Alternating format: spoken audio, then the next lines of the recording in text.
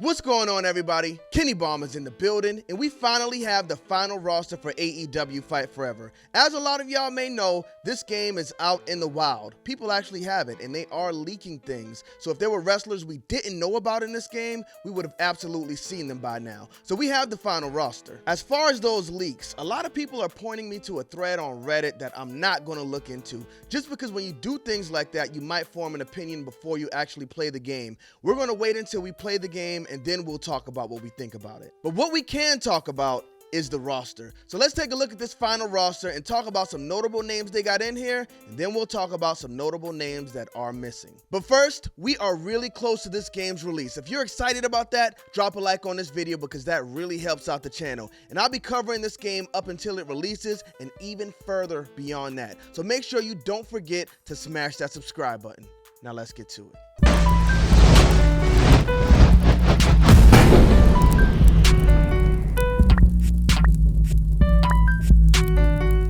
Run, boy, they coming on. So this is the official roster for AEW Fight Forever. On my character select screen, of course, because I think mine looks better than the official one, but I could be biased, I don't know.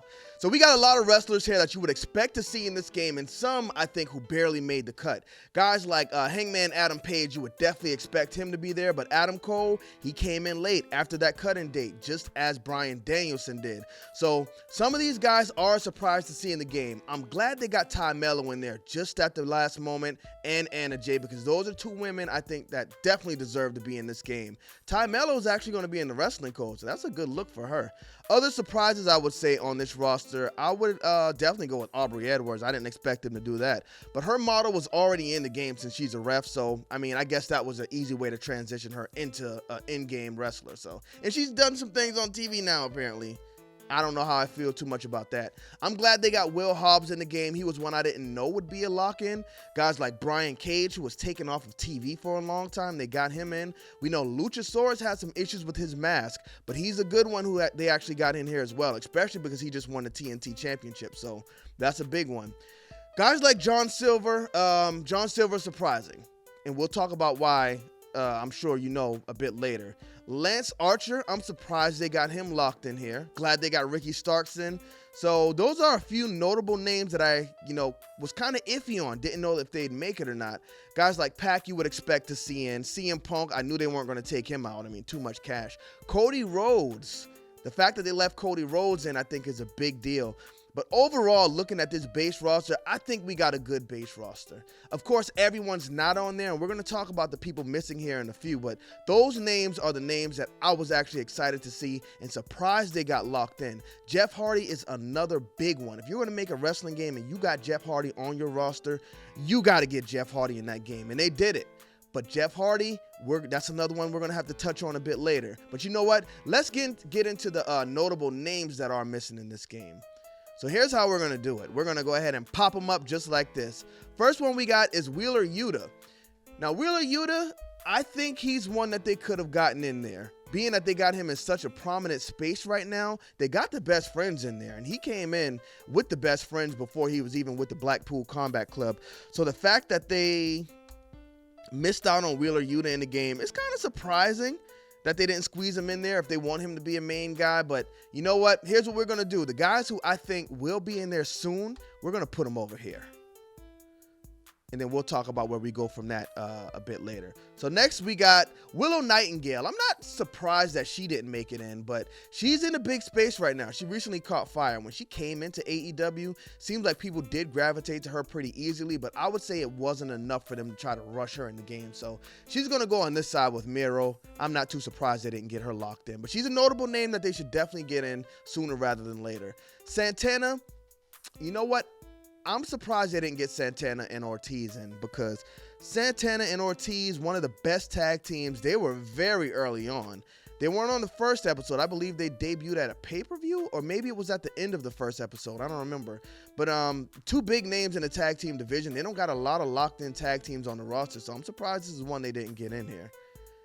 Tony Storm, big surprise. Now, this is why I say we have to revisit Jeff Hardy, because Tony Storm came in around the same time as Jeff Hardy, right? And Tony Storm has been a champion in AEW pretty early on. Jeff Hardy has not been a champion yet. And I know I said they had to get Jeff Hardy in the game, but I feel like Toni Storm is another one with a recognizable name that they had to get in this game. And it looks like they missed out on it. Not only did they miss out on it, she's not in one of the first DLC packs. That's pretty crazy. But hopefully we see Toni Storm in there pretty soon.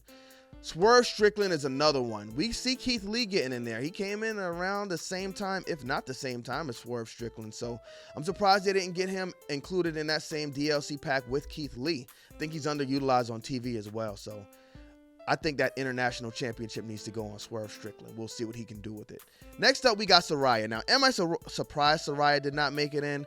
No, I'm not surprised because she came in too late, but they need to get her in this game sooner rather than later just because she is one of their bigger names. Next one we got is Samoa Joe. Am I surprised Samoa Joe did not make it in? I think there's a lot more people on the roster that you need to get in this game from the AEW roster before Samoa Joe, because I think he's definitely on the back end of his career. So it would have been cool to see Samoa Joe in there, but I'm not surprised that they didn't get him in. But they do need to get him in as soon as possible, so we're going to drop him over on the left side here.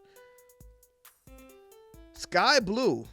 Now, I'm not surprised Sky Blue didn't make it in here. I'm going to put her over here just because I'm really not surprised she didn't get in, but they got something with her.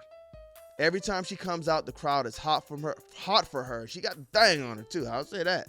But check out her interview with AEW and compare the numbers to the other interviews. In just like 3 days, she got just as much as people like Bryan Danielson has his on there for months now. I think 10 months. And hers is catching up with his. So she's a big name I think they need to keep an eye on. She's definitely improving in the ring as well. So shout out to Sky Blue. I think she does need to change her name though. I think she needs to move away from that Sky Blue thing because it's too generic.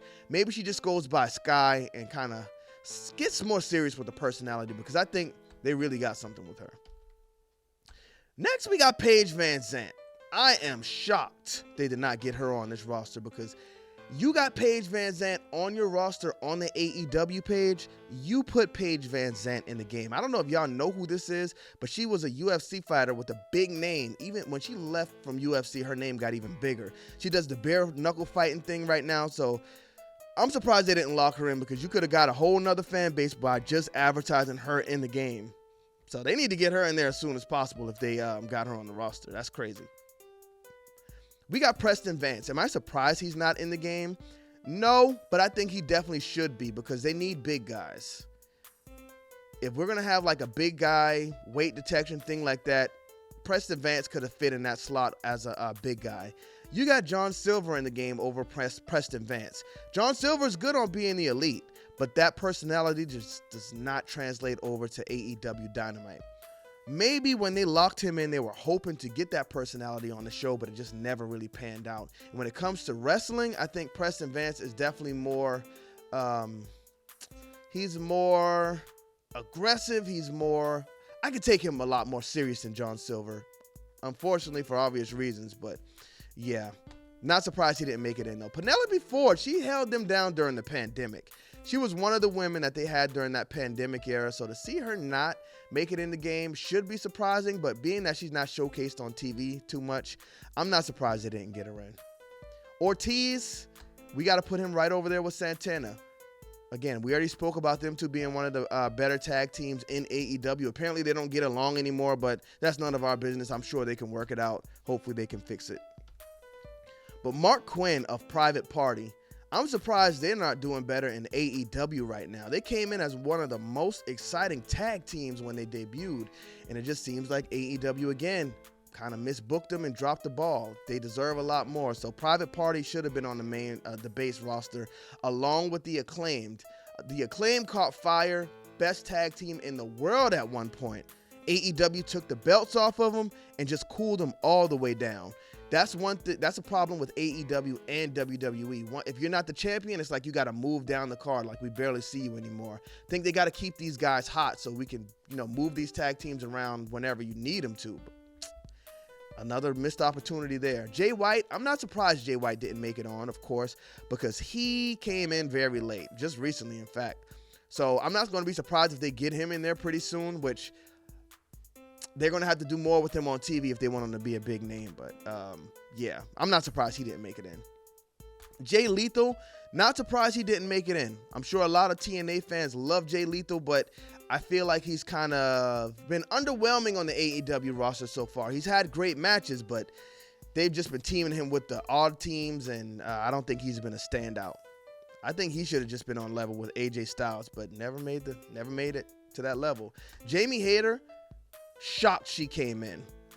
She didn't make it on the base roster. Absolutely shocked she didn't make it on the base roster. Did she come in after Jeff Hardy? Or did she come in before Jeff Hardy? Y'all let me know in the comment section, because if she came in before Jeff Hardy and didn't make it in into the roster, that's insane. Next, we got Julia Hart. I'm not shocked Julia Hart didn't make it in, just because her stuff with House of Black didn't really kick off until this game was well into development. If we look at other guys like Brody King and Buddy Matthews, they didn't make it in the game. So I'm not surprised Julia Hart didn't make it in there, but I'm going to put her on this left side because I think they need to get her in there as soon as possible with the rest of the House of Black, because their presentation together, unmatched. Jake Hager, I'm surprised he did not make it in. Former world champion in WWE. He has a big name, undefeated in MMA. Say what you want about his record. He hasn't been doing it for a long time. So, of course, they're not going to put him in there with killers. But in there with guys of his experience, he's undefeated. Big name for them because they could advertise him in multiple places. Surprised they didn't get him in this game. Evil Uno. You know what? Evil Uno, the MVP of AEW Fight Forever, even though he's not good at the game, y'all. We know he's not good at the game. We already know he's not good at the game, but he's been pushing the game, so we're going to put him right there, front and center, on top of everybody else right now, because he's one guy they absolutely should have in the game.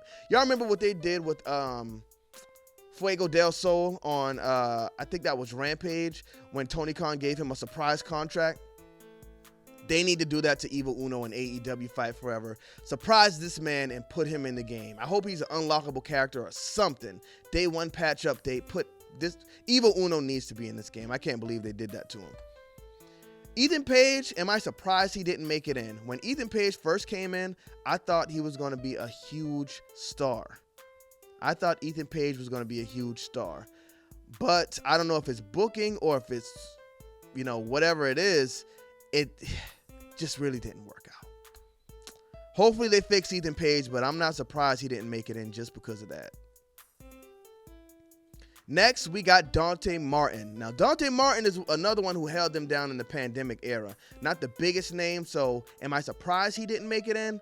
I'd have to put him over here. But I think they need to get him in because he's another one of those video game wrestlers like Ricochet, like Jeff Hardy. Great moveset. Tremendous, one of the best high-flying movesets in AEW, but he still needs to work on the character, his look, the whole package deal. Hopefully, when he comes back from injury, he has an idea to get it all together, but he just doesn't right now. Now, Daniel Garcia is another notable name that's missing. Am I surprised he didn't make it in? No, not surprised, because he's another guy who's still figuring it out. I think he needs to kind of fill out body-wise, but being under Chris Jericho is definitely going to help him out in the long run. So we'll see how he progresses. Colt and Gunn, they didn't get the Gun Club in this game? The best tag team in AEW right now was left out? Come on, y'all. What are we doing, y'all? What are we doing? The second Colt and Gunn came in and matched up with Austin Gunn. They should have been like, we got to get him in. Got to get him in. Tony Khan, put the belts back on the Gun Club. Let's do it. Claudio Castagnoli. Now, I don't know if it's possible he may still be in. Because, again, we see him front and center on the Road to the Elite mode. I think that's a weird choice if he's not in the game. I think that's a very strange choice. But if he's not in, I won't be surprised. Just based on the time frame of when he came in, I would be absolutely shocked if he did get in. I would have to give THQ, AEW, or whoever the kudos, because this is a big name. This is a big name they have. And if they can get him on the roster, it's definitely going to help them out. Buddy Matthews. I can't say I'm shocked he's not on just because of when they came in. They came in well after cutoff time. The House of Black have been gone off of TV for a while. Now, if they came in and they were on fire, Buddy Matthews, I'm going to tell y'all, he slept on. One of the best wrestlers in AEW, so I'm not trying to knock him. I think he might have one of the best finishers in AEW. Again, great wrestler for this guy. I think promos and everything need some work, but him being with the House of Black disguises all of that. So I think they need to get him in this game fast, but I'm not surprised he didn't make the cut initially. Brody King, another one, right there with House of Black or with Buddy Matthews. Not surprised he didn't make it in. That doesn't mean he shouldn't have made it in, but I think they need to get him in as soon as possible. Billy Gunn, I'm shocked they didn't make it in. I'm shocked Billy Gunn didn't make it in.